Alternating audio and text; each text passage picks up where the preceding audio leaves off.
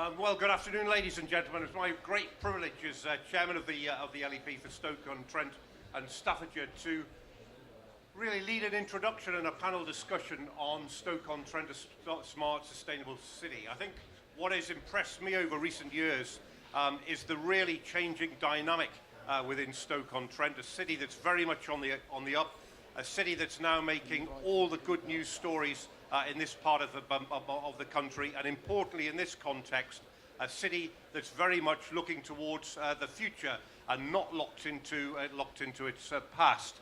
And you'll see on the panel a number of different contributors to this discussion.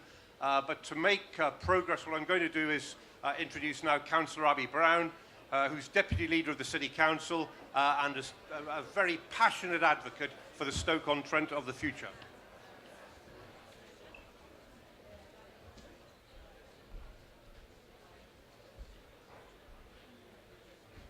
Thank you, David.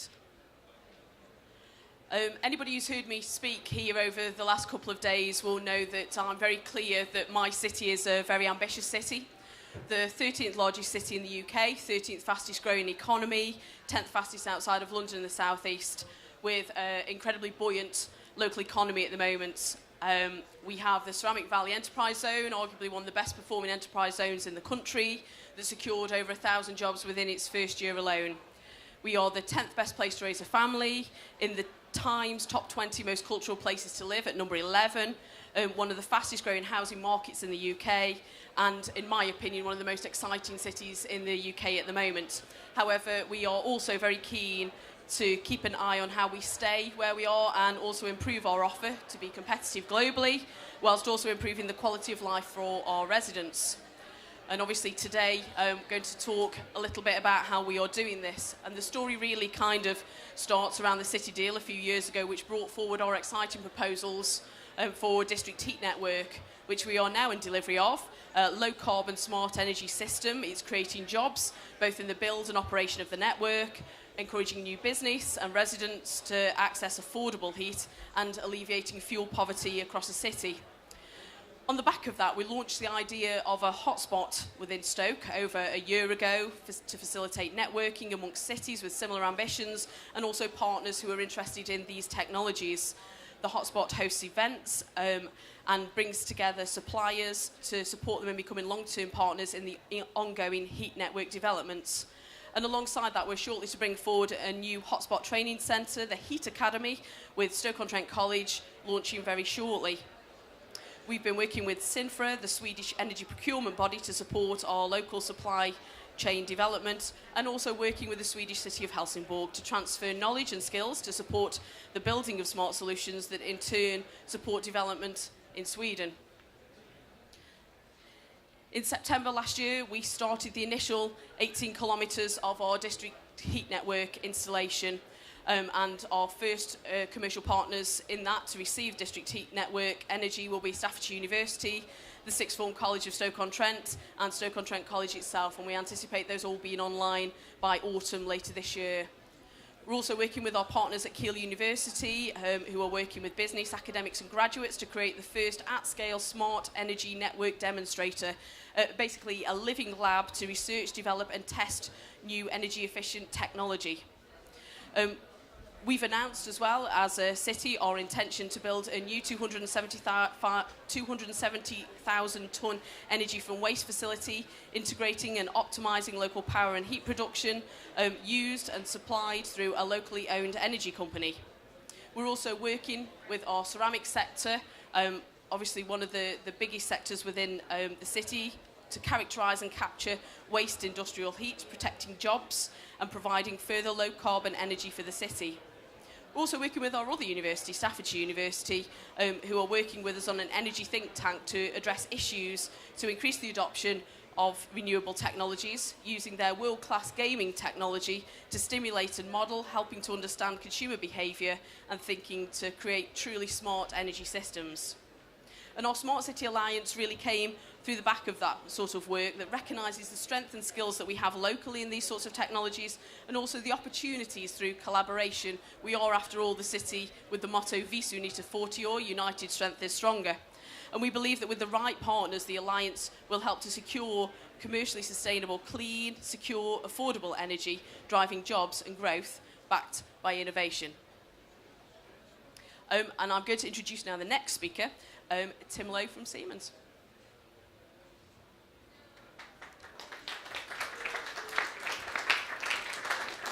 Thank you. Hello, everybody. Good afternoon.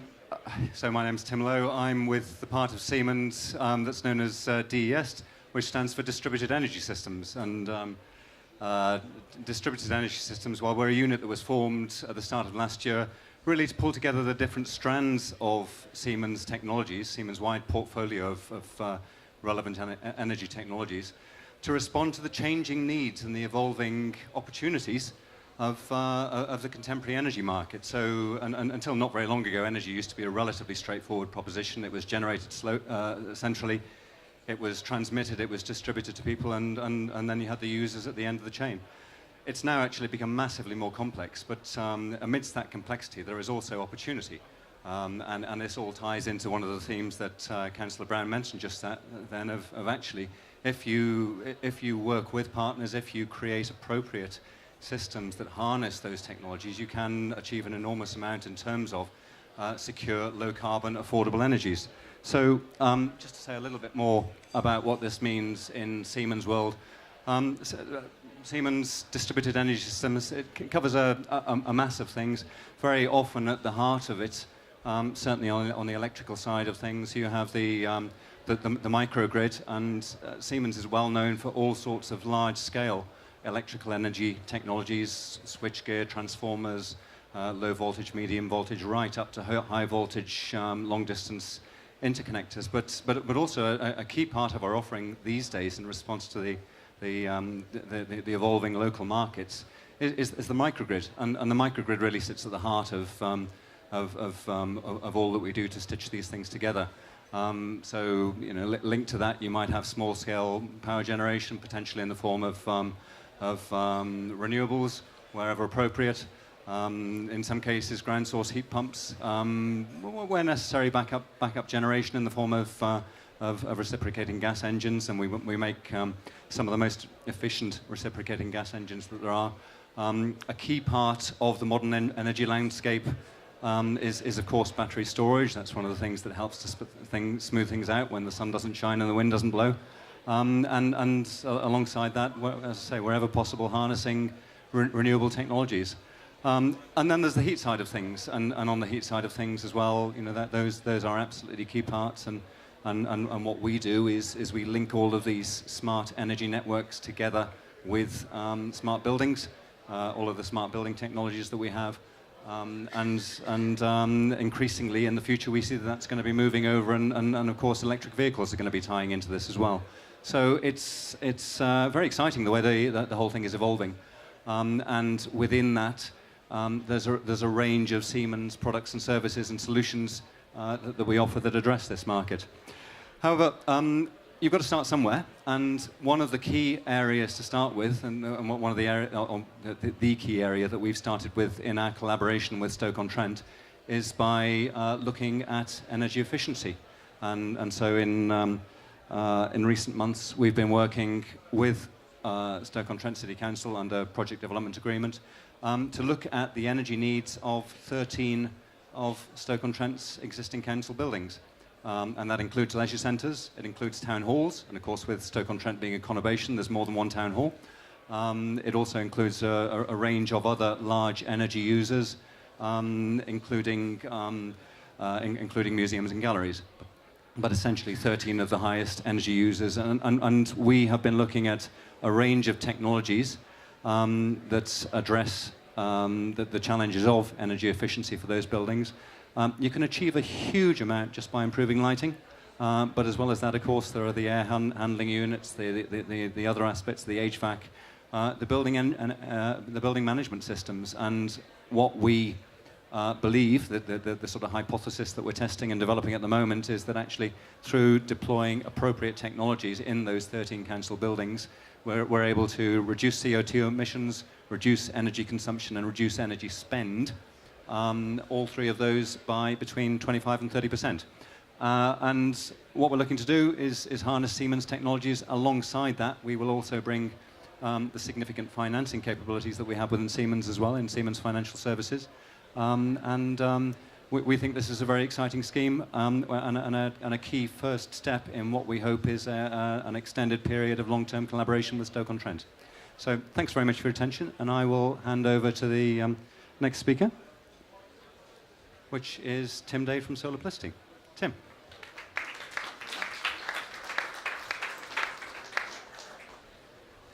Hi, good afternoon, everybody. So I'm Tim Day. I'm Group Head of Sales at Solarplicity.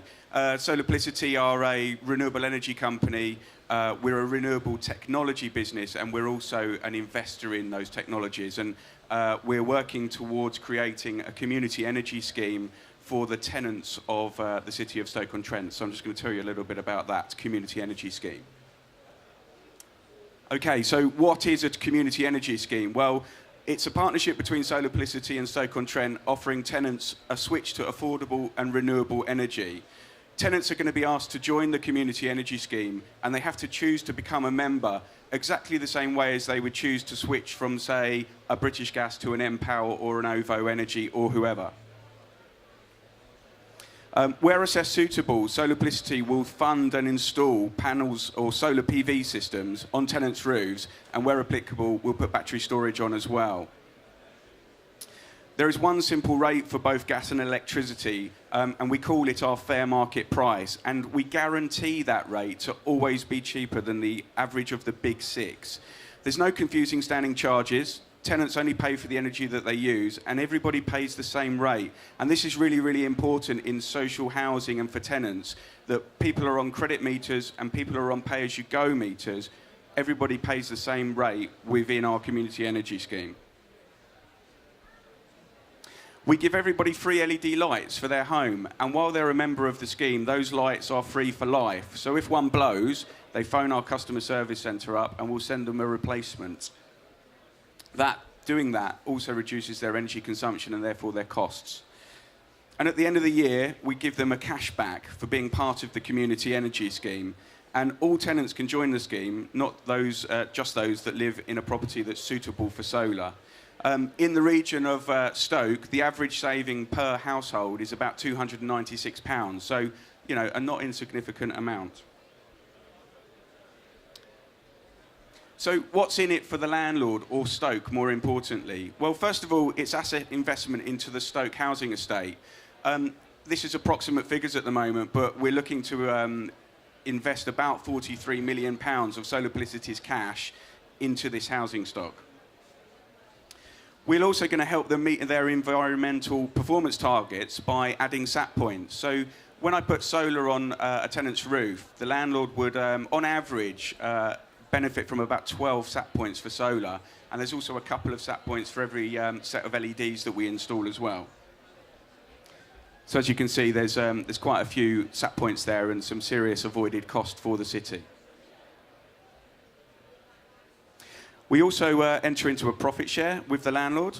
We're going to hit some fuel poverty numbers and a very, very conservative figure of over £2 million tenant saving in the first year.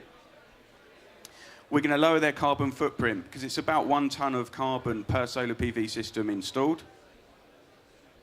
And when we go out into the community, we obviously have to survey all of the properties, and we have an online portal which shares all of that information with the council as well.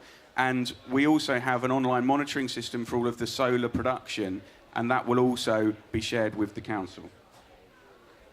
And for future renewable technology products, in about 6 months' time, we'll be rolling out a solution with air source heat pumps. And who knows over the next few years what we'll be adding into that portfolio. But it's a long-term relationship for future technology as well.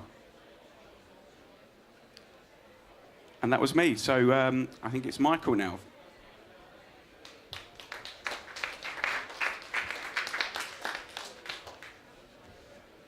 Ladies and gentlemen, I'm Michael Sandberg. I'm the chairman of vNext. We build the digital infrastructure. And together with Stoke, we've come up with the concept of the Gigabit City, where we can take on the next Next slide.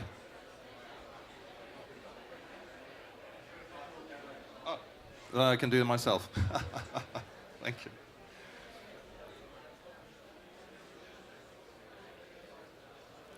Right.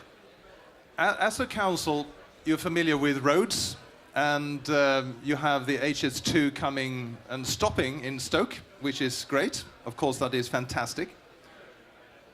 But these are moving people. You have to have a mobile workforce, that's important for the economy. But you also need to move ideas. You need to move data. And this is often underestimated. The data, the flows, the trade flows of the future coming doesn't respect any borders, doesn't respect rich or poor, doesn't respect anything.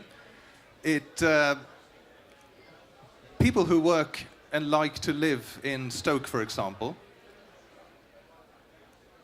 getting on a train, we talked to one council, said, we built these fantastic roads, it just meant that people travel very fast to London. Then we got the high-speed railways, that just meant they traveled even faster to London. Actually, people like to live and like to be active in Stoke. The only infrastructure investment that attracts people and businesses to Stoke is broadband. They can then live and be active where they please. This is a specific project within Stoke. This is the Etruria Business Park on the left. Together with Stoke, we are scoping out a fibre build utilizing the existing council network, the SPON, you can see here in yellow, and an extension of that you can see in red at the top. It's passing about 6,500 residents and commercial buildings. All of these can be connected with gigabit speed, making Stoke one of the first cities in the country to have gigabit access to both residents and businesses on its doorstep. What we do, not only do we put the fiber in the ground, but we put all the electronics, we invest in the active equipment, and we manage this. We invite service providers. We do not provide any services per se, but we invite service providers to extend their service offerings to the tenants and those people living. We're very excited that Stoke has the vision and the strategy to take its own digital destiny in its own hands by being active and putting down the necessary backbone, the city network that underpins this gigabit city, and in getting that private companies like ourselves to come in and invest further to extend these services to the people in Stoke. So very excited to be involved with this very exciting project, and I'll hand over to my next speaker, which is Peter. Thank you. So thank you for giving me the opportunity to present what we do. I'm Peter Underberg. I'm the founder and the managing director of Nordic Heat. Nordic Heat is not a commercial activity. It's a not-for-profit activity that was launched a number of years ago by a number of Swedish municipality-owned energy operators. The idea behind it was to see if we could facilitate the transfer of experiences and competencies from Sweden to UK and other markets, but also from the UK to Sweden. Sweden has had the district heating and these kind of systems in place for 50 years. But when you build, as you do in a big scale in the UK right now, there is a lot to learn from you, so it's actually communication in both ways. Building district heating is not only about energy, or energy system is not only about energy.